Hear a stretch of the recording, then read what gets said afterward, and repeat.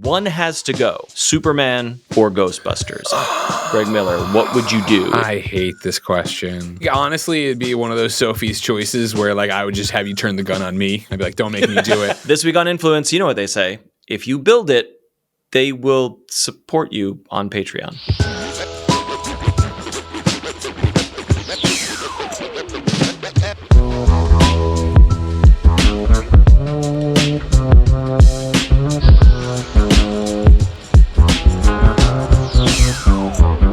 Greetings, Internet travelers. Welcome back to Influence with me, Matt Silverman. Thanks for hanging out with me for yet another week. And my goodness, we're sticking on this tear where we're just talking to people who have been doing stuff, making stuff, getting excited on the internet for not just your fly-by-night TikTokers or your viral sensations. No. Okay? Last episode, we had some podcasters who've been doing it for 20 years. A couple episodes back, we had a lot of those OG YouTubers who've been doing it for 10, maybe 15. And I'm sorry to say we're sticking with the old timers here. I hope he doesn't mind me saying that. Look, if you have listened to this show or any of my other programs, you know that I am obsessed with video games. We talk about them quite a bit on the internet, and my guest today shares my obsession, I would say. He has co-founded and co-built an empire online that covers and reviews games in podcast, in YouTube, in streaming form. And that outfit, as I alluded to at the very top of the show, has just turned 10 years old, okay? Maybe another 10 years for our guests to catch up with our previous podcasters, but they've just crossed their 10-year threshold. We've been trying to put this together for a little while. I'm so excited to have the coolest guy in video games, the co-founder of Kinda Funny. It's Greg Miller. Hello. Hello, Matt. How are you? How you doing? Thank you. Please hold your applause. Hold your applause, everybody. Don't worry about it. The studio audience is going crazy. If you count the 8 years at IGN, that's 18 years of podcasting. Well, so I'm right okay. there. We're gonna cover it. We gotta break it down. Fair enough. The first thing I ask all my guests who do the creative stuff is that when you meet a regular person, a not internet person, at a coffee shop, and they don't know you, and they're like, "Oh, hey man, we're at a barbecue together. What do you do for a living?" What do you say? How do you explain it? Video games is so insular that I didn't have to have an answer for this for a long time. But having a son who started preschool, me and my wife really had to start workshopping what it is. And so now what I usually say is... because you're meeting other parents. They're adults. They're adults who have normal jobs, or at least Bay Area normal jobs that just are not what we are and what we do. So what I've been saying a lot is, I'm part of an online media company, or I co-own an online media company. And then I let them start peeling the onion as much as they want to. That is, I'm realizing that is the typical answer for most of my guests, because you'll queue it up, and if people are genuinely interested in knowing more, you're happy to share more about the work, but some people are like, oh, okay, and they just move on, and that's fine. Feel like, having young kids, as you know so well, you get that it could be 15 seconds, it could be 15 minutes, and usually it's 15 seconds. So when a parent and me are able to transition to something other than how they do this weekend, what about this? And it's like we get into it like me being like, well, I'm reviewing X, Y, or Z. Like, what? And then they have to run because the kid's falling out of the playground. Exactly. But and your son is a little young, but you're gonna start encountering, I'm sure you have already, kids who are like, wait, you're a YouTuber? Yeah. You're a video game guy, and their minds just explode. Like, how do you talk to kids about that sort of stuff? Well, that I'm way more better versed in, right? Being a giant kid myself. No, for me it was my dentist. I was catching up with my dentist, and she mentioned, video games, blah blah. My son's really into Fortnite, and he wants to be a streamer and all this different stuff. And I was like, bring him by the studio, come on by, and she did. Awesome. My dentist, and it was so like cool. Seeing your teacher out of school. My dentist showed up here not wearing a mask, wearing like regular clothes. How old was the kid? He must have been 10 or 11, somewhere in there. You know what I mean? So he came in. It's the same thing. My best friend, basically my brother from back home, he just visited this weekend. He brought his son, Jack, who's going on 12 right now. Yeah. And every time we come out here, Jack just wants to come to the office. Totally. It doesn't matter if he's on camera. It doesn't matter what he's doing. He's supposed to be here in the vibe of what's happening. We're going to talk about the evolution of the office and the studio because, kids are like, I'm going to be in my bedroom and be a streamer. Yeah. And then there's other dimensions. And then there's like, well, you have a company that built a studio, and then there's employees, and that's a whole other thing. But before we get there, let's go all the way back to the beginning in your history. Sure. Do you remember? I'm sure you do. I'm sure you've talked about it. The first time you touched it, the first time you encountered a video game, what was it? And was it love at first sight? Where did that entry point fall? So, yeah, my story goes that I am only a video game guy because of Ghostbusters. I have been obsessed with Ghostbusters nearly my entire life. Mm-hmm. And one day at Toys R Us, my mom made the poor decision to walk me to the real Ghostbusters toys by cutting through the video game aisle. And so we were just walking, and I wasn't paying attention to anything. And all of a sudden I stopped dead in my tracks, turned, slammed my finger on the, glass case that was Toys R Us at the time. Mm-hmm. And I said, "What is that?" And it was Ghostbusters on the Sega. It was the Ghostbusters game on the Sega Master System. And my mom was like, "Oh, that's a video game." And I was like, "What is a video game?" And she explained it. And I was like, "I want that for my birthday that was coming up." In how old are we talking? This was I've done it when I've had to write about this before. I've gone and done the math. It was kindergarten-ish. So it would have been like 87, 88, somewhere in there. Because that's Sega Genesis or Master System or whatever, right? Yeah. Okay. Yeah. And then it was, of course, first grade. I got a really good report card, and I was able to talk them into getting me Sega Genesis. So that's how you're right in the area. Okay, but so Genesis was the first home console? Master System. Master System was? Show some respect to the system no one thinks of. All right. And then, what did you get into growing up? Favorite franchises or games? I mean, you were not a Nintendo kid. I think I recall that from some of your stuff. Yeah, again, if only I had seen Ghostbusters on the NES, it would have been an inferior version of the game, but it would have been a much better ecosystem to be raised in. Yeah, I was raised as a Sega kid, and I, from the jump, was way more into video games than any of my friends. Okay. So I was very much pulled in via IP. I was the kid who was like, here's the Jurassic Park game. Here's the Ghostbusters game. I love comic books. So Spider-Man or Superman or Batman, whatever that was, I was going to be getting into that and trying to take those dreams of playing with your action figures or reading your comics to the next level that way. Yeah, that makes sense. And then, so you're loving comics, IP, Ghostbusters, everything. Yeah. And you grow up. What do you go to school? Like, what did you want to be when you grow up? Obviously, the job you have now did not exist. Yeah.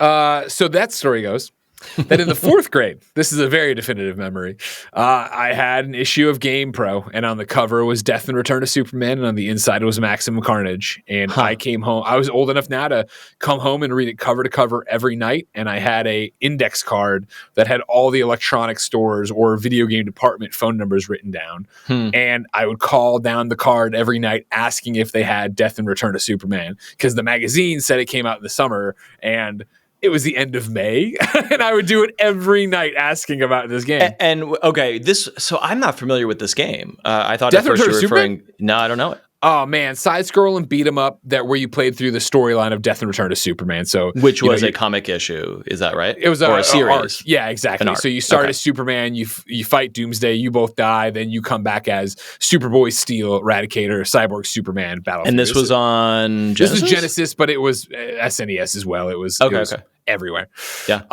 Anyways, though, finally, after that month and another disappointing phone call to Walmart, it dawned on me that adults must have gotten paid to write this. Like, this is someone's job. And so I walked into the kitchen and I told my mom and dad I knew what I wanted to do with my life. I wanted to write about video games. Wow. And to their credit, my mom looked at me and said, okay, well, that would be journalism. We should probably get you involved with school paper and da-da-da-da-da. And that's what I went and did. Yeah. And this was, did you say you were like fourth grade? Yeah, fourth grade. Kudos to mom, because she sounds like a kick-ass lady who was very much like an empowering, like, hey, you want to do this? Okay, let's figure out how to do it. What's the path? Not like, whatever, kid, that's not a Exactly. thing, She was a facilitator in this, right? Of like, okay, rather than laugh you out of the room or say that's not a real job, like, well, they wrote, so that's journalism, so let's go that way. So you go to school, but like you're must be taking traditional journalism courses, but then what's the short version of ending up with IGN? The short version is, from there I went and did all the school papers, did school papers in high school.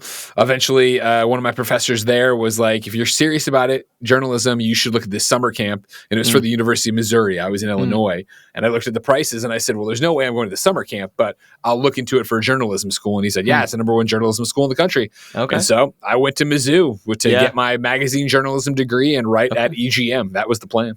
Oh, okay. So you want to end up with EGM, but then you graduate, and what's your starting point? I graduated and nobody would touch me with a 10-foot pole. That's how it usually goes. Well, because it was so, I imagine the magazine world was so insular. It's so much more insular than digital was, even when we got into digital. Well, even for those things, I think it was just like the amount of jobs that were available. I mean, now it's even more bleak, right? But like the story goes that I graduate, I go to work at the daily newspaper in Columbia, Missouri called the Tribune. Okay. I worked there a year and a half. After a year, I convinced them to give me a video game column and then a weekly column and a blog as much as I wanted to do. Yeah, that was my question. Were you sneaking in like, hey, editor, this game is culturally relevant to broader discussions, so we should cover that. Yeah, I was certainly trying, and that's where they were finally like, all right, here's the column, here's the blog, go. And so, for me, I was a general assignment reporter. I worked the night shifts on Fridays, Saturdays, and then normal Tuesday through Thursday day job. But were you like going to the courthouse and shit? Oh yeah. Listen to the scanner. There's a car accident. There's a standoff. I was out there, 9:30 on a Friday night with my pen and pad doing whatever. And a fedora. And a fedora, of course. Trench coat. Exactly. The whole 9 yards. Standard issue. But yeah, when I got the column and blog, I was like, all right, well, now I'm a video game reporter, even though I really was doing everything else I needed to, but whatever. Yeah. And so I did that for 6 months and applied at IGN. And, I went back and looked at the time, right? Because I applied a lot when I was at college at Mizzou, but they turned off that email address. Okay. But on my Gmail post-college that I had for a year and a half, right? I applied at IGN 13 times. The first 12 times, I didn't even get the courtesy of a rejection. Of course. Here's what's wrong. That 13th time, I got contacted, interviewed, and hired within 24 hours. So overnight, all my dreams came true. Was the blog for the local newspaper, was that relevant to that path? You know what I mean? 100%. Did they see it? Okay, so they're seeing you publishing about video games on the internet and somehow speaking to an audience, maybe a small one at the time. What was the blog all about? I mean, so the column was about taking the international video game news and localizing it to Columbia, Missouri. So, one of my favorites was, I think it might even be my first of like back in the day when the NCAA football games didn't have any of the rights to the coaches or players. They kept making the Mizzou coach fat, and he isn't fat. So I went to the team scrimmage practice with all the sports reporters, and I got in this scrum with my thing, and I let them all ask their real questions. And then finally they were like, anything else? And I was like, hi, everyone, coach. And he looks at me and I'm like, do you have any opinion about being fat in the NCAA? And all the other reporters put their tape recorders down. It was the funniest thing in my life. But I got my quote and I put it in there and I did the thing. And so it was a lot of stuff like that of taking international stuff and doing it. Whereas the blog was more for the internet audience of just talking about everything and doing whatever. And column versus blog. And so what were you publishing in the blog then? The blog was talking about video games the way I would talk about them now or at IGN or whatever, impressions on whatever video game I was doing. Because it wasn't like the column wasn't great for a review of a regular game because that's not what, the Columbia Daily Tribune people are looking for necessarily. And so the blog got to be more of that. It was also, covering, bigger video game stories that could appeal to a smaller audience. When I was doing that 6-month tenure there, right, it was when the Wii had just come out. And if you remember this horror story from Sacramento of this mom who died on a radio contest. Yes. Oh my God. Hold your Wii for a Wii was the thing where she drank. I know this because I used to do a trivia comedy show at my 2 employers ago. and that was one of the trivia questions. There was like a trivia question, and so that was an eye opener for my paper and my editors, where I reported on it on the blog every day, intense this updates that blah blah, and it was one of those things at the end of the year they did the here's what generated the most web traffic, and this got published, and it was like number 7 was my blog about hold your Wii for a week on. It was like wow. Yes. Can you just elaborate for listeners who are not familiar with that story? Oh, sure, What happened there? The Nintendo Wii was so hard to get back in the day, like at launch. Huge. Like it was like 2-3 years before you could walk into a store and just buy one. This is 2009? No. This would have been 06, 07, right? Going into yeah. And so for that holiday season, you couldn't get it. Yeah. A radio station had one, and they did a contest where they had 3 or 4 people, I forget the number, come in, and they basically had to drink water, and whoever was the last to pee got the Wii. And so, but there was not many people know this, and I don't know if I would have without this thing, is that you can die by drinking too much water, and that's what this poor woman did live on the air. It was horrendous. Oh, God, I didn't realize it was on the air. That's yeah. It was a whole thing going on there and stuff. And of course, I get it from the host side of because she was like slurring her words. She sounded drunk because that's the symptom of what's going on. But how would you know that if you don't know? No, that's crazy. All right, so anyways, but you nailed it. By the way, most people don't understand that when I tell that story. Is that at the end of my first day, like I had all my stuff on the desk, and Chris Roper, one of my bosses, was like, "All right, I'm going home. You got any questions for me?" And I said, "Yeah. Why now?" He's like, "What do you mean? Why now?" And I'm like, "I applied 13 times. I have been raring to go since I was in college. What changed?" And he was like, "You proved you could do it. Like before, you had been applying with a clip here, and then 6 months later, a little review, or 3 months after that. Like there was no consistency. Suddenly, you were doing a column weekly showing you had an opinion, let alone this stuff daily. Like you proved you could do it." And I was like, "Wow, I never thought about that." Bend this. I mean, this is a tip for any listeners who aspire to do anything. Bend the rules and the framework of the world to your will. You were working at a newspaper doing general random police scanner courthouse bullshit, but you said, can I please, let me just show you, let me just prove it. And then they let you, and that changed your life. Yeah. It's a story that'll probably come up a few times throughout this, right? But it's like, anytime you can crack that door for me, I'm going to try to kick it in. I'm going to get as much as I can out of it, because I know this is a passing thing, a once in a lifetime opportunity, right? It is an opportunity. So chase it. And, my whole thing is like, especially in retrospect, like I can't believe that it didn't dawn on me to begin with. Why? Like I think about, when I knew since the 4th grade, I wanted to work at EGM. Why in the 4th grade did I not start writing my own video game reviews, right? Like the only time I reviewed, the first reviews I ever wrote was years later when EGM was like, we're having a contest to see who can be guest editor or whatever. And I wrote 3 reviews that I read and then immediately sent in. Like, I'm sure they were garbage. Like I didn't done any at bats, and I'm trying to go to the All-Star game. Like, what am I talking about? Get out there and do it. Do it. And the internet allows us to do it. Yeah. Even for a small, even if it's just your mom or your friends. And that's totally. I mean, that's, when I was at IGN, people would ask me, and now people ask me the same thing, different context versus writing versus talking. But it's like, how do I do what you do? You just go do it. You have to go do it right now, because anytime you start anything, you're bad at it. You need to go get good at it. And especially in this field where there are thousands of people trying to do it, thousands of people doing it better than I do right now, even though it's my full-time job, right? Like you got to get out there. You got to go. The time when you and I entered digital media, I think about it often as a golden age, and some of that is rose-colored nostalgia glasses. But it was also like, hey, websites and blogs are really upending and disrupting the traditional model, and people who didn't typically have voices can now have voices, and new entities and companies can be built. Oh, by the way, do you know where we met? We've never met in person. Do you recall? I mean, I remember working with you before this. It couldn't have been that though. No. So YouTube, the company, was talking to media companies and creating seminars for like how to do YouTube better.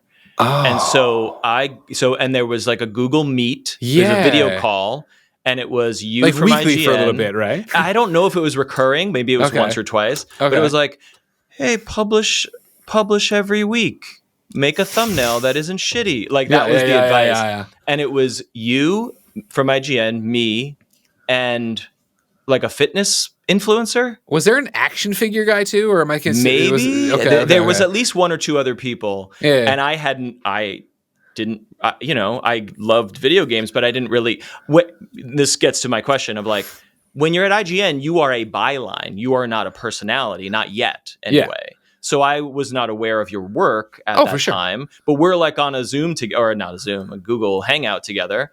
And I think you and I were both kind of like, okay, this is kind of a waste of time. This is, what am I doing? Yeah, what am I 100%. Doing? But I feel like we all of us got in touch somehow after that to like shoot the shit, and then that's awesome. We just stayed in touch. Anyway, so at that time we crossed paths, but like you're writing, right? You're bylining. What is it? Reviews? Is it guides? Is it tips? It's reviews. It's previews. Yeah, the occasional news. I got hired onto the PlayStation team. We were still broken up by channels that way when I came on board. So yeah, I was there mainly for a while reviewing PSP games, a few PS2, PS3, stuff like that.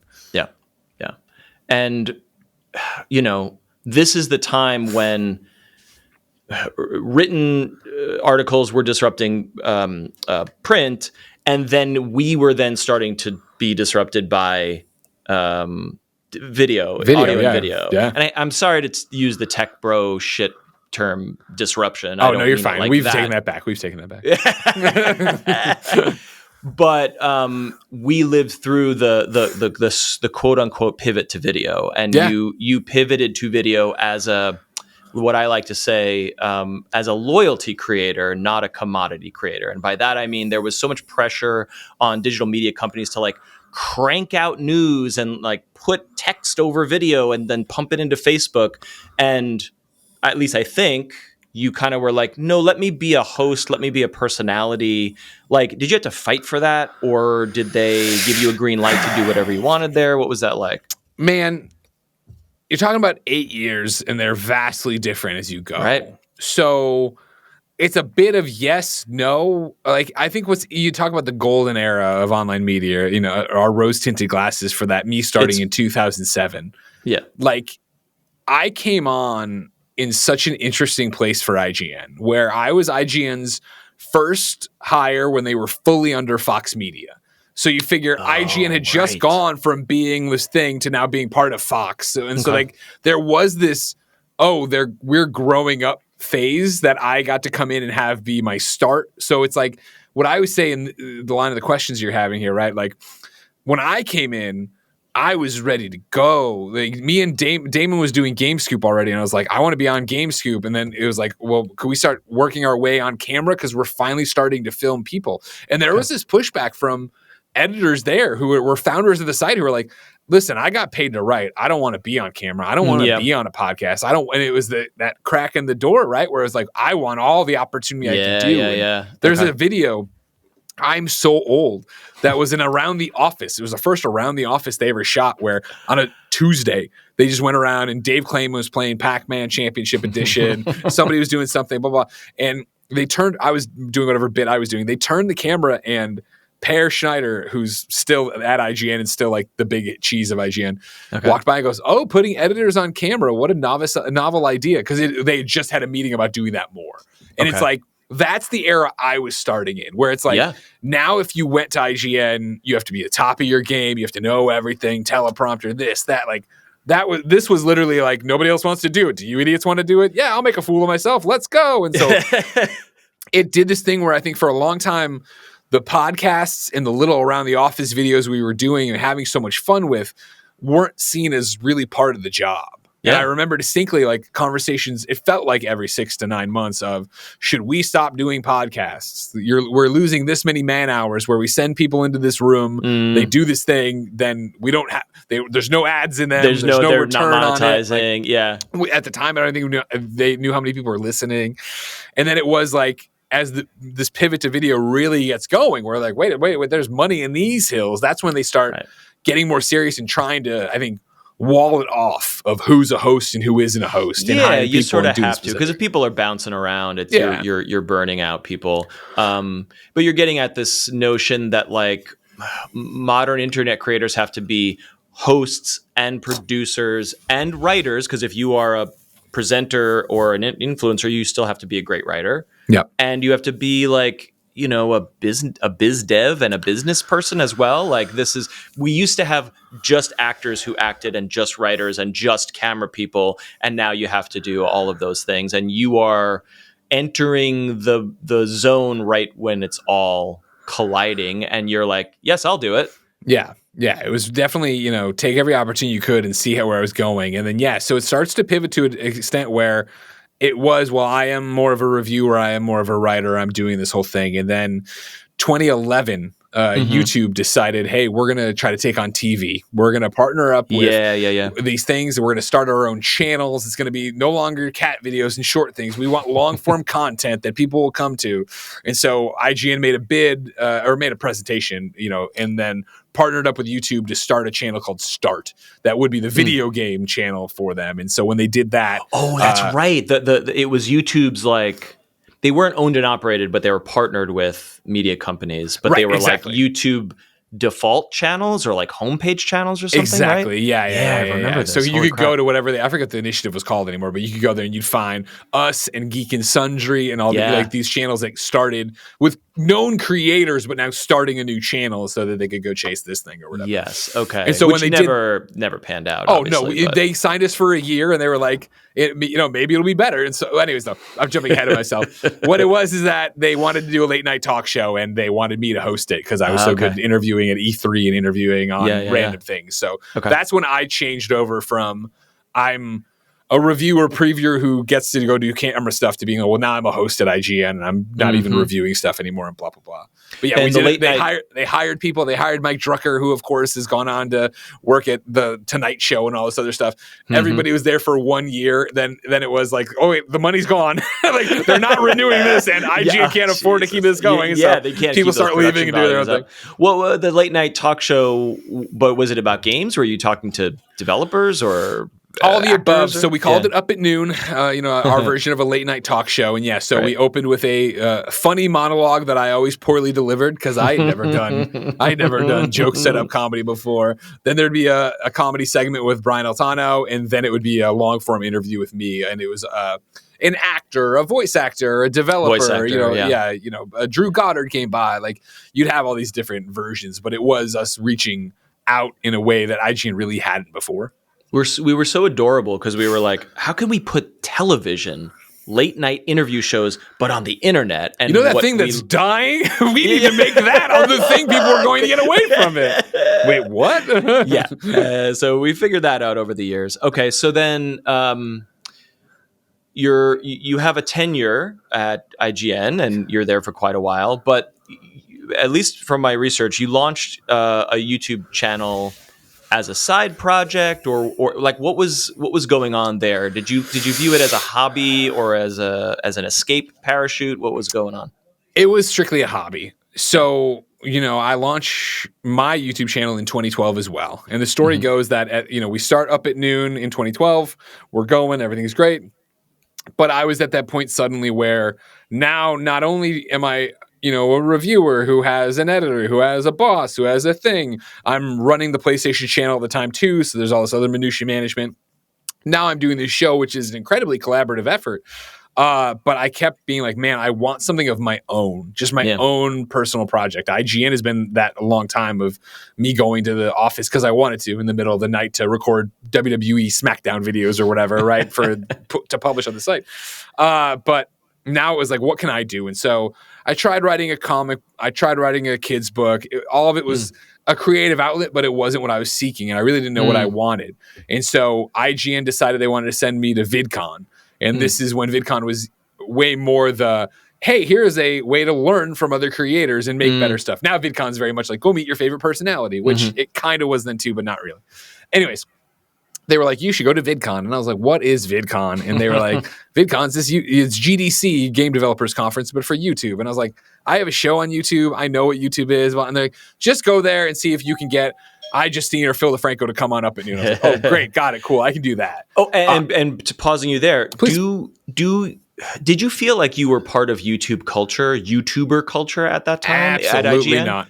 No, you were part of a mothership that was a corporate entity. Yeah, and so like there's a lot to it where it's like, I'm not trying to diss anybody on YouTube doing it on their own, but I'd come in with I have a degree in journalism. I am working at IGN. Like, this is an institution. We are doing the official things here while you all that's are... not to say you can't do good work on the other side of it, but like, when you think of, even when people call me an influencer, of course I cringe a bit. I'm like, I am in the technical sense, but not like the sense you're probably using it. Right. Anyways, went to VidCon, learned what YouTube actually was, and I was in the airport with two people who'd gone up, my co-founders, Tim and Nick, out there.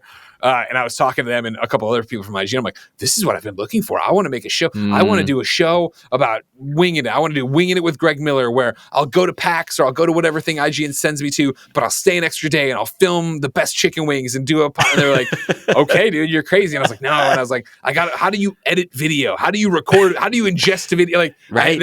They were like, well, Premiere and this. And it was like, that was all off to the races, where it was like, I'm going to do all of this and this will be a hobby. And that's how it started. Okay. So you launched that chat. I mean, how are you doing both? That's so much work you're burning the candle on both ends there. Yeah, but again, it was such, I had no kid at the time, right? So It was easy to just whatever. I'm a lot younger at the time, and, right? Yeah, exactly. Work a lot harder. And so it would be the things where I would film on the weekends, right? I launched the channel with two different shows, Oreoration, where I reviewed Oreo cookies, and then, that's my Elgato. Elgato just crashed. Hold on, stopping virtual camera, starting virtual camera. For audio listeners, Greg has vanished from the video feed. He's back. He's back. Great. And the Oreoration show, where I reviewed Oreo cookies, and then a conversation with Colin where I just interviewed my roommate about random topics. And so we would film. I would eat like 24 varieties of Oreos in a weekend. I would do 28 conversations with Colin, and then I would take like a Wednesday off of work, and I would just sit at the kitchen table and edit on this computer and make it all together, and then dole that out over the next however many weeks/months. Yep. And so when do you start noticing that this is catching on? You have an audience that's separate from the IGN audience, or maybe interconnected. I mean, I don't think we knew that for a long time, because I was so silly back then, and this was, I know it sounds ridiculous now, but it was new territory. So I literally was like, all right, cool. Well, at the time, I got 65,000 Twitter followers, whatever it was. So I'm like, I bet every video I put up will get 46,000 views. Like, that's how I thought. I was like, well, if they follow me, of course they're going to want to watch me talk. It's like, what do you mean? So when I'm putting things up to 5,000, 6,000, which is great. I mean, for a channel that's out of nowhere, like, right. I was like, what the hell? And so it never was about that as much as then it became I equate it to video games, because then it was like, cool, I want to change numbers. So I'm going to take some of the things I've learned from YouTube, and I made a big deal of, new videos go up Tuesday and Thursday at 6 a.m. I will be in the comments from 6 a.m. to 7 a.m. Mm-hmm. So like I drove people into the comments to get a response from me, or to have a conversation with me. And like, there's all these little tweaks and what would work there and blah, blah, blah, blah. But like, honestly, I'm going so far ahead. But like, that's 2012 when I start the channel. Tim and Nick come over to shoot. Colin is there to be this guy I just ask weird questions to. Tim taught me how to use Premiere, basically, and then I would text him questions in the middle of the night. Eventually, we're doing that so much and having so much fun. We're like, well, what if we started a podcast? And so we started the Game Over Greggy show, which was weekly of us just getting together and after work and talking. And then, we were like, this is so much fun. What if we started, Nick was coming up on 10 years at IGN already. Mm-hmm. We all had problems with, your bosses, your managers, whatever, how it is. Yeah. Sure. And it was like these little, well, what if this is starting to be more fun than our jobs? What do we do? How are we going to make that work? What would we do? And so we had a meeting at lunch one week where it was like, all right, everybody, next week, we did it weekly, come in with the number you need to make off of our YouTube channel to survive. Right. So we all came back with these numbers, sat down, looked at the numbers, and just were like, all right, well, in a year and a half, maybe we'll check back in on this because this isn't happening off of any, like, we were running merch and like we had like AdSense on and like it was like, oh, none of this is actually going to do it. Was IGN, were your bosses or corporate overlords like noticing or annoyed by any of this at that time? They, well, that was my thing, is very much like when I started in 2012 being like, I want to make a YouTube channel. And I was talking about Tim and Nick being that airport lobby with me. Their boss, my boss, Fran, was there as well. And so I was always very upfront that IGN was my dream job. And I didn't want to jeopardize that by doing anything there. And so when I started pushing towards this channel, I told Fran and he told Pear and then they told lawyers. And so like I had a bunch of meetings before any video ever went up. And the problem was their fear, understandably, again, because this is so different. And I had an argument that I used over and over again that won every time. And you want to talk about some dated references. But I was like, every time somebody would be mad, start to get weird about it, I'm like, I don't understand the problem. So the problem is that I'm going to get so popular that I'm the next Felicia Day and you don't want me working for you. And that would stop everybody except the lawyer who was like, no, the problem is you're going to become the next Felicia Day and then go work at Machinima. And I was like, okay. They were worried about you going to a competitor. Yeah, they were. It was a very weird backwards. But they couldn't even conceive of you becoming so popular that you could go out on your own. Yeah, no, that wasn't. I don't think that was very wasn't fascinating. A big fear or whatever. Yeah. And so, anyways, with the agreement we had come down on was like, listen, you can do this, but it can't be about video games because that's what you do here. Yeah, sure. It can't be about. Basically, it can't be about anything you'd publish at IGN, which I played with here and there because like I would do a thing about Superman, but there was no chance I was going to do this Superman vlog for IGN. And they were fine with it. It was fine for the most part. And then when we started doing the podcast, it started getting a little stickier where it was like we had a meeting with our boss's boss one time of like, we put up a thing about why don't Americans use bidets? And so like, but like, of course we titled like, why don't Americans wash their ass or whatever, I forget. It's like we were in a meeting. He's like, listen, I'm all for you guys doing whatever. But like, what if we're trying to, get Up at Noon sponsored by Coke and they Google your name and then it comes in and like, why is he washing his ass? And it's like, well, we don't control it. And again, it was a very old school way of thinking because we were tip of the sword on so much of this stuff of what this is actually. I mean, and so for the lion's share, the most part of it, they were great. When we were selling shirts and I would wear them on IGN camera, I got a comment here or there, but not I wasn't like saying go buy the shirt, nor was but still. Nor was I ever saying on any of our shows, go subscribe to my YouTube channel. That was all, super not kosher. And I understood that. And they but the lines are blurred because you have a social media account or accounts that are promoting IGN and your own stuff. So when the audience perceives you, that's one thing. It's one thing. It's you. And that's they didn't quite we as an industry didn't quite see where this was going. Yeah, at that time. There was no way to know what was right or wrong, I think, at that point. Yeah. But anyways, we're lost in the weeds. I love the weeds. Idea, right, was we had that wasn't going to happen based on the AdSense and the one ad we're running for BarkBox or whatever it was. And so it was literally though like the next week we went back to VidCon, and so this would have been 2014. Okay, 2 years after launching this thing, 2 years after everything, and on the airplane, Tim turned to me and showed me an article he was reading about Patreon.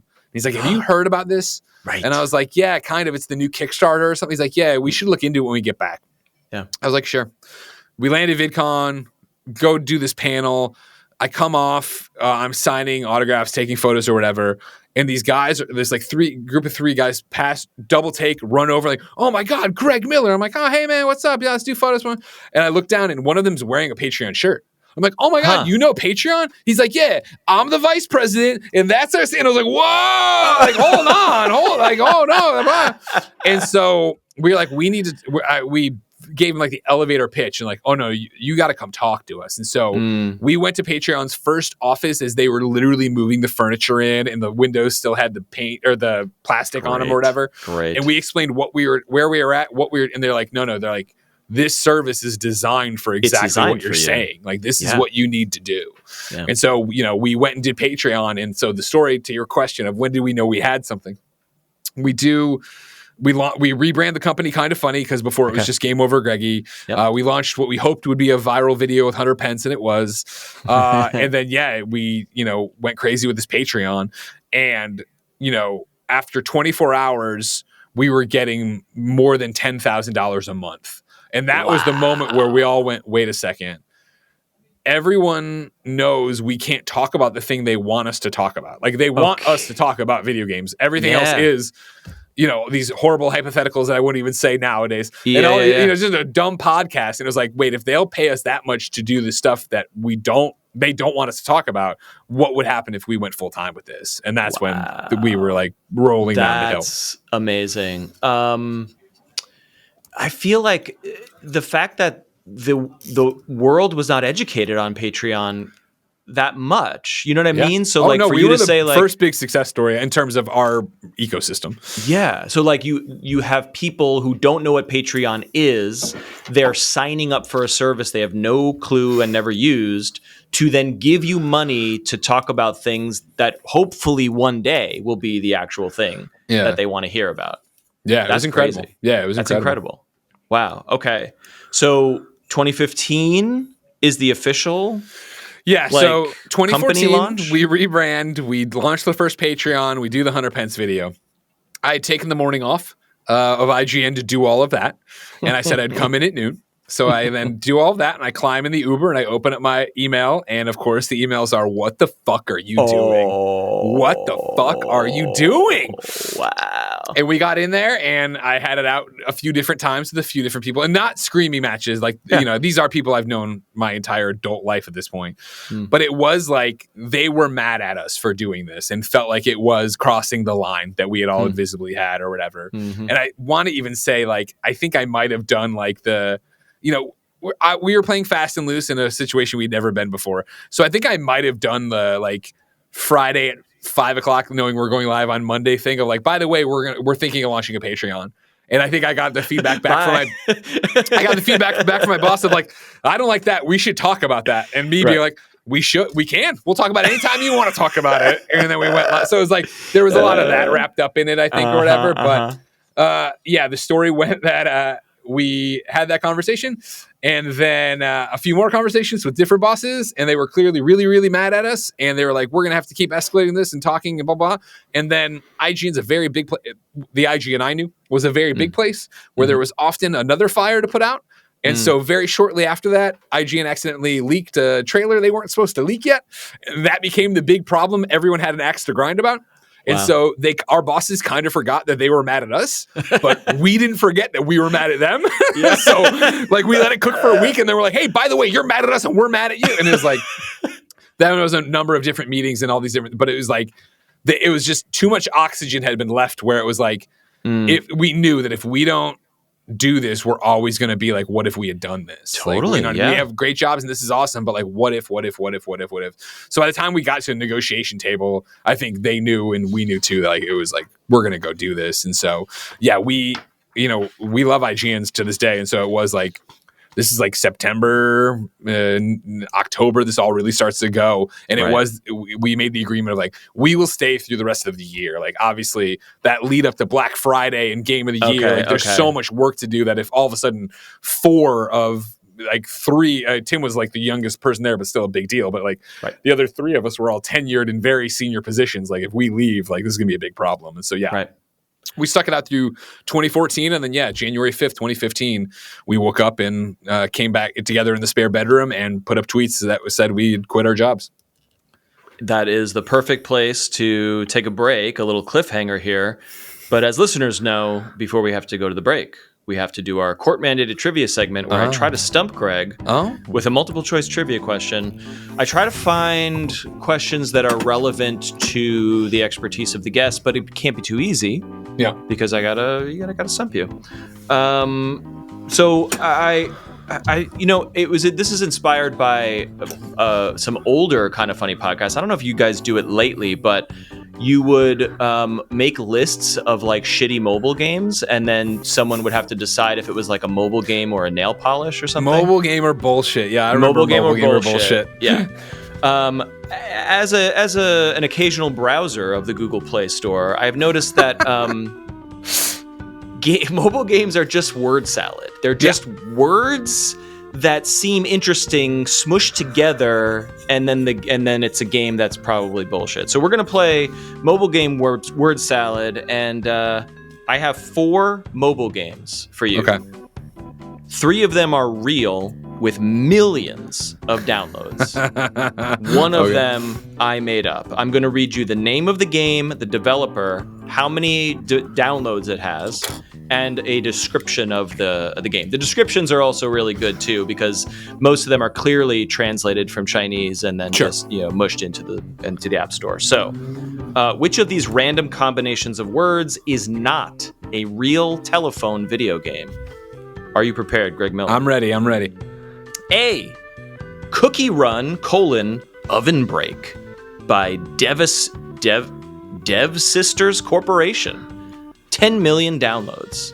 Run, jump, slide, collect, and bake no prisoners. Cookie Run is the endless runner game with deliciously sweet and challenging levels, tons of fun, heart-racing modes, and big rewards! ! That is Cookie Run: Oven Break. And just for your clarification, Cookie Run is one word. Thank you. Oven Break, one word. Got it. That means a lot. Got it? Yep. Or is it B, Game of Sultans by Dream Plus Games, also 10 million downloads? It's the golden age of the Ottoman Empire, and you're in charge. Make an entrance with exclusive looks and gorgeous outfits. As Sultan or Sultana, you're on top of the world. Engage in thrilling and romantic encounters, manage your empire alongside wise viziers, and raise your pets and heirs in the name of Imperium. That is Game of Sultans, choice B. Or is it choice C, Top Fish: Ocean Game by Star Fortune? This, I'm sorry to say, only has 1 million downloads. In a time when once thriving coral reefs have faded, and their once resident fish have been forced to seek refuge in uncharted seas, a glimmer of hope emerges. It comes in the form of a wandering sea turtle, a messenger bearing tales of a distant realm where 3 benevolent lords reign. That is Top Fish: Ocean Game. Or is it choice D, My Werewolf Boyfriend: Full Moon Prom by Velvet Tusk Games, 7 million downloads? It's your senior year at Lunar High, and everyone's turning into something. Will you date brooding Wolfie, parentheses, actual werewolf, mysterious Lupin, parentheses, also werewolf, or bad boy Byron, parentheses, werewolf but denies it? Okay. Question mark. Okay. Choose your path, shapeshift at midnight, and maybe save prom in this visual novel with a supernatural twist. Those are your choices. I'm going to recap for Greg and for listeners. A, Cookie Run: Oven Break, an endless runner. B, Game of Sultans, some sort of strategy outfit game. C, Top Fish: Ocean Game. No fucking clue what that gameplay is. Or D, My Werewolf Boyfriend: Full Moon Prom, a romantic visual novel. Which is the fake one? For so long, I was going to go A, but I keep getting pulled back to Sultans. I got to go B. Okay. You think that Game of Sultans is the fake mobile game? I hope it is, because like the other ones are like the last 2 I feel like are so real. Like they're that's like such a real bad mobile game. Yeah. All right. Greg goes with B, Game of Sultans. We will find out if he's got the question correct after this very important break. You know what time it is? It's time to thank those beautiful people who support this show over at patreon.com/influencepod, and their names include Evan, Jolene Jula, Robert Tortorelli, Sam, and of course the Legacy tier members, Duran, Bowie Barks, Dominic Kerr, and of course William. Thank you to everyone who supports the show. Thank you to everyone who subscribes over at Patreon. Even if you subscribe for free, you can get updates about the show in your email. You can find out who the guests are coming up. We had a couple questions come in for Greg after teasing that promo, and we gotta come back. We gotta find out if Greg got the trivia question correct. We're back with Greg Miller of Kind of Funny Games and the Games Cast, the podcast, the YouTube channel, the studio out there in SF. Before we went to break, I asked Greg which of these was a fake mobile game that I have cooked up. He chose B, Game of Sultans. He did not choose Cookie Run, Top Fish, or Werewolf Boyfriend. I do always give guests the opportunity to change their answer after they've come back from the break if you've reconsidered. Final answer, Matt. Well, I regret to inform you that the fake game is D, My Werewolf Boyfriend, Full Moon Prom. Damn.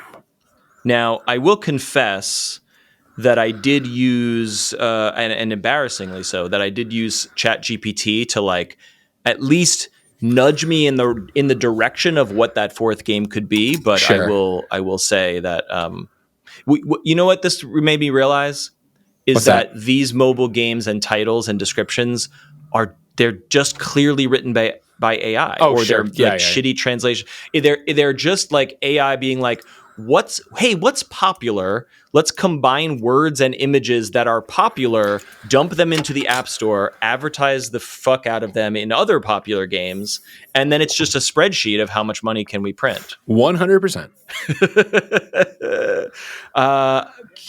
Crab B Patty on Instagram wants to know, one has to go, Superman or Ghostbusters. If you had to give up one, Greg Miller, what would you do if there was the proverbial gun? I hate this question. It's everyone. Like, I'm erasing one from existence. Is that the deal? Great question. I think based on the wording here, let's do that. I think honestly it'd be one of those Sophie's choices where like I would just have you turn the gun on me. I'd be like, don't make me do it. But if I had to do it, I would say then eliminate Ghostbusters. I think Superman. Really? I think Superman. And this is because this is a very Superman choice of me. I think Superman's legacy and impact on pop culture and people as a force of good is far more valuable than me being able to drive my Ecto-1 around in cosplay on Halloween and have my proton pack. You know what I mean? But as you said at the top of the show, we might not be sitting here right now. Again, this is why I would tell you to shoot me and not shoot them. Right. Okay. So Greg is giving up his life for humanity. 100%. You all have to remember Ghostbusters Afterlife. I am not a comic book guy and I'm not a Superman guy. But when I saw the trailers for the new Tim Gunn Superman, I was like, James Gunn. Oh, I'm sorry. Yeah, thank you for the correction. I'm like, this is the coolest thing I've ever seen. Like, it looks so cool. Did you go see it yet? No, I'm sure you have. Yeah. So I'm sure you've already done a review, but like, what's your take? We'll send you there. It was great. It was awesome. It was a great modern interpretation of Superman. Most importantly for me, it's the Superman I've always wanted to see on the movie screen. Like, yes. I come of age and start reading comics with a post-crisis Superman, which means, of course, pre-crisis on Infinite Earths. You had basically a version of Superman that is very much like Christopher Reeve. He can fly around the world, and he's got laser eyes. Whatever they wanted to do for him, they could do for him. Whereas post-crisis Superman was much more I am Clark Kent. I'm not I am a Kryptonian, but I'm not an alien. I'm not Kal-El. I'm not looking down on you as bugs. I'm looking at you as people, and I should be able to have happiness, and I should be able to be married to Lois, and I should be able, like, that's been my Superman forever. So when people are like, oh, he's boring, he's invulnerable, he can rewind time, like, no, it's not. You just have so that's the perversion of the movies. You're saying that the comic book Superman is a more literally and figuratively down to earth person. Yeah, 100%. And I think, there's been so many great interpretations of that, whether you look at something like Smallville or Superman and Lois. Like, there's been so many versions of that. It's just the problem of the Christopher Reeve movie was so good and so ahead of its time and such a big deal that, like, I honestly think it warped generations of people to be like, oh, it warped my perception. It did for me. He doesn't even fight people in these movies. This is boring. These movies, they did that. Cruise 8 Zool 9 No. Hopefully, I'm saying that Instagram handle at least remotely correctly. They would like to know question for Greg the Champ Miller, just a random to lighten the mood. What would the Beast what would be the Beast second fruit of choice? I have no idea what this question means, so you'll have to explain the question. Oh my God. Before you answer it. So at Kind of Funny, we do a show called In Review. It started haphazardly when Jack Patillo, formerly of Achievement Hunter, years and years and years ago, was at our studio, and he was looking at his phone. He went, "Oh," we went, "What?" He's like, I just saw this thing on Reddit that if you watched every MCU movie starting next week, week by week, it would lead up perfectly to Infinity War." And we all went, "Oh." And so we started a show called MCU in Review, where every week we watched it. We would watch the movie, come in, we would do a laborious recap where I'd go in to the minutia and the things that stood out to me and all this dumb stuff, and I'd make up plot points occasionally, and then we'd review it and rank it against all the other ones, yada, yada, yada. Okay. It was our first major success outside of video games. Okay. Where like the AV Club was writing about this stupid show, you know, like people who had no idea who we were watching it versus the people who loved us for video games and then would watch this. Anyways, it was so good, we then just made it into its own show. So we do it for Alien versus Predator. We just did Superman. We had done X-Men as well and stuff. It's not just superhero stuff, but it's the easiest to wrap your head around. Sure. And so again, the show goes on too long and you get into the weeds and you make up stuff and yada yada. At one point, there's this classic bit where we're talking about Xavier and Beast, and I throw out that Beast had been putting holes in the mangoes as he ate them and not eating the whole mango, just leaving the mango on the table with the hole. Just to clarify, this is X-Men, right? Yeah, this is X-Men. I'm sorry. Okay, great. No, really and then we talked about Xavier getting pulled into a portal or something, and then Nick came out and said in so many words that the holes weren't from him biting them, they were from him fucking the mangoes. And so then it was just hysterics for like 5 minutes as nobody could keep it together. It was much more funny when it was happening organically. I get it, and this question now makes sense. So I would say cantaloupes. Okay. Asked and answered. Thank you so much. There's a rind you got to get through there. Anyway, he's the Beast though. That's fair. Best of both worlds. Bite it and then. Tell me about hosting, voiceover work. Like you evolve from, and by hosting I don't mean your shows, but like award shows and such.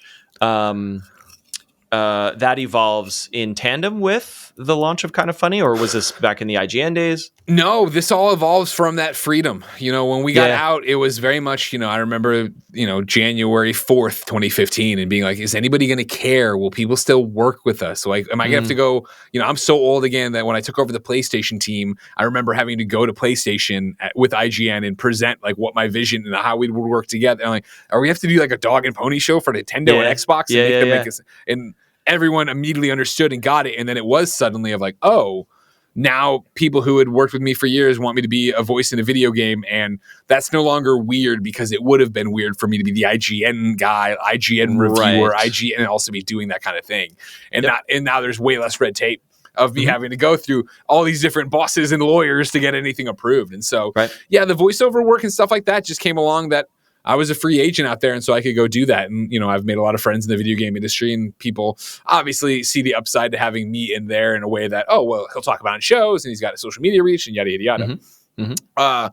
Hosting and stuff, like you're talking about specifically about award shows. Again, getting out, it opened the door to hosting any kind of gigs of, going and doing other YouTube shows, other productions, whatever. And then, we really have a Cinderella year in 2015 of January 5th. We put that page up and we are the biggest thing going. People, like, everyone is talking about this. This is huge. People are, Paul Heyman, who is WWE.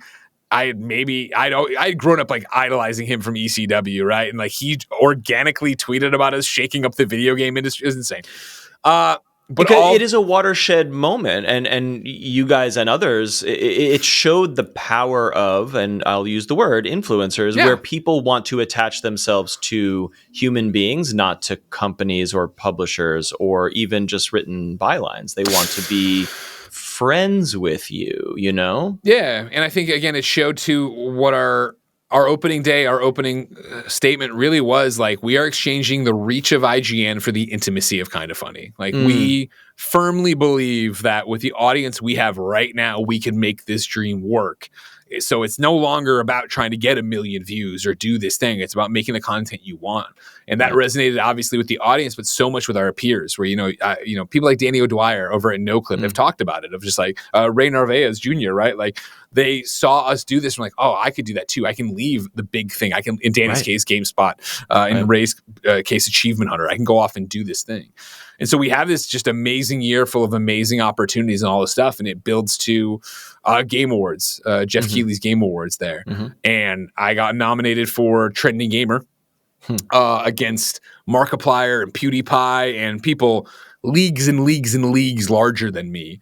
But I had this audience, and this was a fan voted award. Oh, it was a voting thing. Yeah. It was that thing where my audience knew they could vote every day, and every day they would come and they would vote for me. And so I win Trending Gamer and get to go up there and I give a pretty good speech about, thanking video game developers for it and what they do and their work, and how, in so many words, it's unfair that I'm up here getting this award and people know my name, but they don't know the name of the hundreds of people in their favorite video games credits. And that resonated with the folks over at the DICE Awards. And so the next year, towards the end of it, they hit me up and like, hey, we loved that and we're looking to pivot our show. It's been good. It's always been great, but it's also been like Jay Moore, who's a great comedian, showing up and doing, but he's not part of the culture. He's not part of the community. Yeah. Like we'd rather pivot and make an awards show that's a little bit up at noon, where we're obviously self-deprecating the industry, but also genuine and heartfelt, like your speech. And so we did that starting in 2017's DICE Awards, and I've been there every year since. So that's been crazy. Yep. Okay, right. Yeah, that's an ongoing gig. That's great. Yeah. Knock on wood. Yeah. Well, you shook up that award show quite a bit in 2022. I've been a fan of your work for a long time, but also very fascinated with like you have, like you're saying, obviously you have a sustaining audience and you have the ears and eyes of many people. And I feel like there's a lot of folks in the entertainment coverage business, games, movies, comics, that just they stay in their lane. And they may think what they want about the world or politics, right? Yeah. But it's like, I don't want to rock the boat. I just want to do what I do. And you have made a conscious choice to be open and become an advocate or even an activist for progressive causes, Kamala Harris, labor issues, and now, Trump and no kings and all this stuff. Yeah. So like, was that a tough decision for you? Not to choose those sides, but meaning like, did you have to reckon with like, if I go public and say things, does that hurt or affect our business?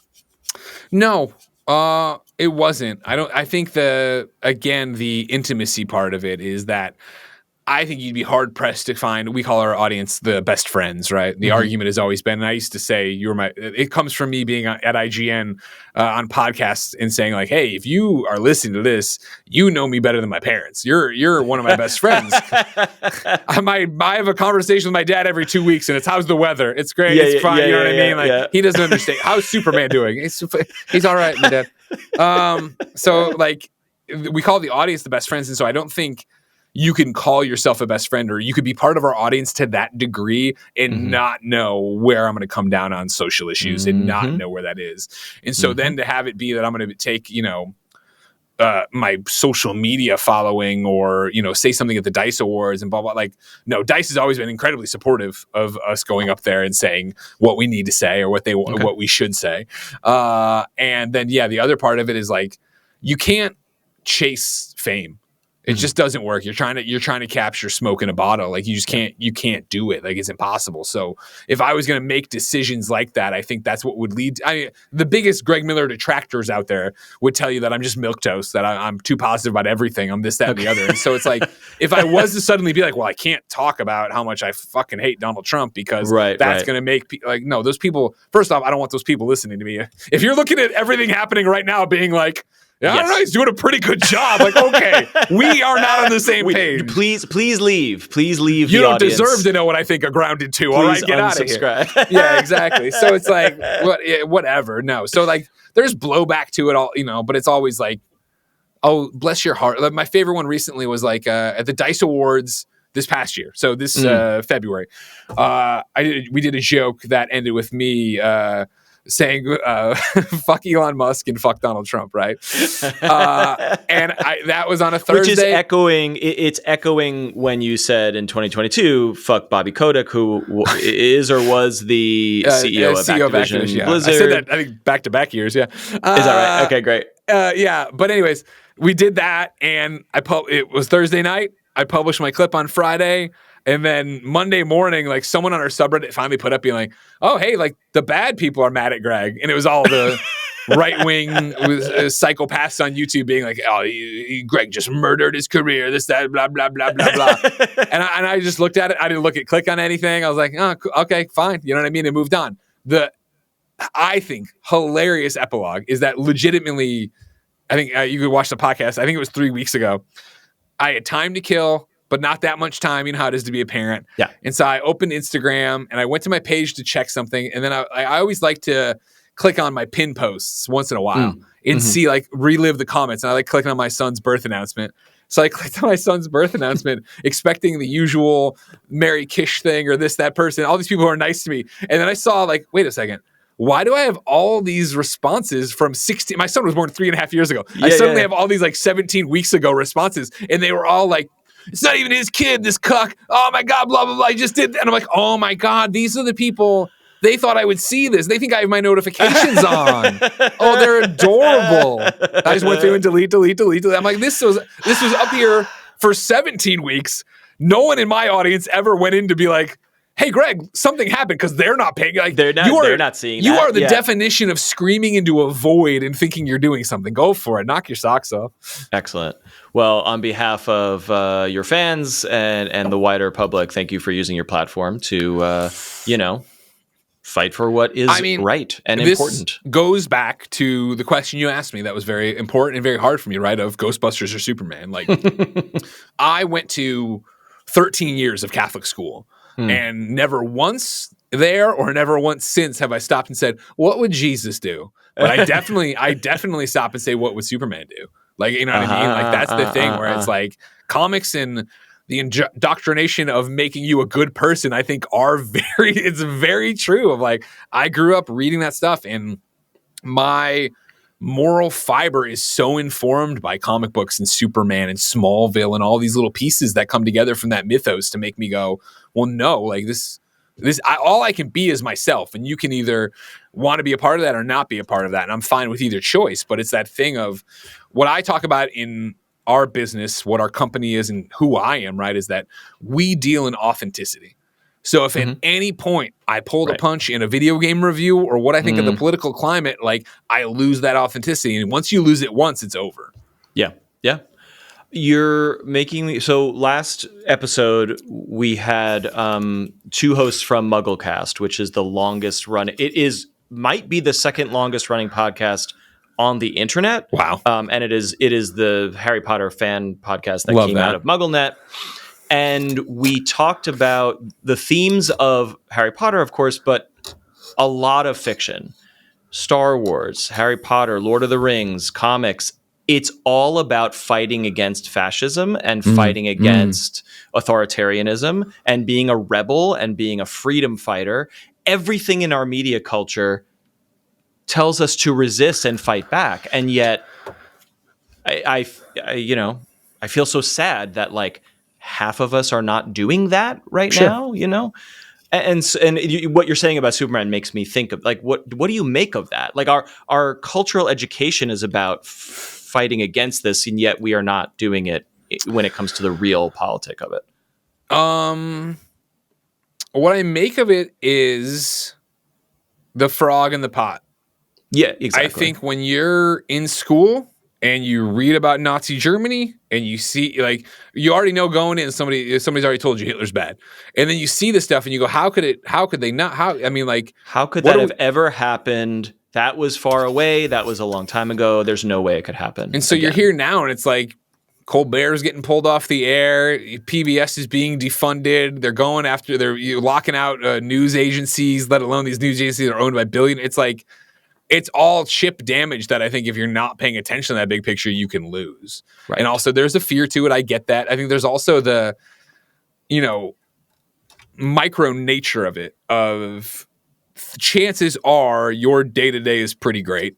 Hopefully. Right. You know what I mean? Right. Like that you have to worry about your mortgage or your rent or getting your kid to school, or did you get the lunch meat that they like? There's so many little things that the big things can feel so out of your control. You know what I mean? Yes. And I don't think I'm doing anything grand that's changing it by going to a protest or talking on a podcast like this about how much I don't like this administration, how I don't think they're working for the good of us, the country, or the world. Mm-hmm. I don't think that that's like a highly actionable thing, but I also don't know what the highly actionable thing is, That's I struggle with that too. Yeah. And a close friend of mine was like, if you have a platform, use it. That is what you can do, because I am not a lawyer. I am not a congressperson. Like I have no control, but if I can tell 7 people on the internet, like if I can normalize something for them. Well, and I think that's the thing too, right? Of like normalize speaking out about it. Normalize, right, exactly. Normalize saying that that's not normal. This is not normal. Right. Like I think that's part of it too. Yeah, that gets brought in, but yeah, no, I've never worried about it. There's never been a maybe I shouldn't have done that kind of thing. That's great. In the time we have left, well, it's been 10 years. You did celebrate the 10 year. You've crossed the threshold. Yeah. January 5th. Yeah, it's crazy. How did you celebrate, and what are the plans for the future? No spoilers, but like what's next for Kind of Funny? We celebrate the same way we always do, a gigantic stream here on Kind of Funny where we, this one we did the full 24 hours. I got tattooed with the 10-year logo and a whole bunch of different stuff there. This was the first year. Every year we do the celebration and it's a check-in. And this was the first year where usually we have the big fundraising thermometer because, of course, we still do Patreon, but we are, in fact, a real business with advertisers and sponsors and yada, yada, yada. Mm-hmm. And this year was it's year 10. We've been doing this a long time. You've probably been watching it a long time. And so we started off the video as if we were doing the thermometer for fundraising. Uh-huh. And then, did this is a big deal. Let's not do it. And so we said, rather than nickel and dime you, because usually what happens, you fill in the thermometer and that announces a new show, a new season of shows, some kind of return like of this. Or something. Yeah, we said, we're going to show this video. We're telling you before we even start, we're doing all of this. Like we're doing all of this, but like we know you'll come and support us because we've been doing this for 10 years. And you know what it is. And so it really was doubling down on what we do well. Last year we cut all of the platform-specific podcasts. We had PS I Love You, which was our PlayStation show. We had the XCast, our Xbox show. Right. We got rid of them, but then replaced it by making the Gamescast daily rather than weekly. Yeah. So you actually got, 2 additional shows even though you went to 5 shows a week instead of 3 shows a week on that one very specific thing because we already had games daily.